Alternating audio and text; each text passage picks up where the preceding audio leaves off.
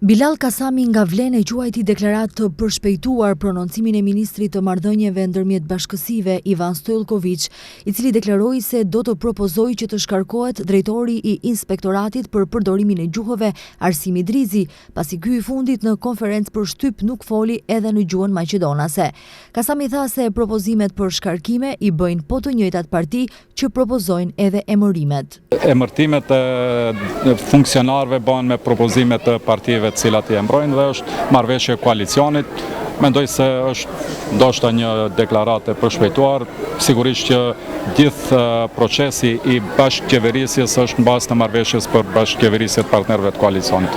Nuk besoj se ka një marrëveshje për, do kisha thënë, përfshirje në emërtimet dhe shkarkimet e funksionarëve të partive. Ne gjithmonë ka kështu keqkuptime mes mendoj partnerëve të koalicionit, po besoj se do të tejkalohen.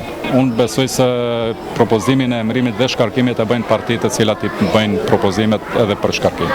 Për rastin në fjalë u prononcua edhe kryeministri i vendit Kristian Mickoski, i cili deklaroi se ka biseduar me Arsimi Drizin dhe të njëjtin e ka paralajmëruar se në rast se përsëritet edhe një herë rasti, do të pasojë shkarkimi menjëhershëm.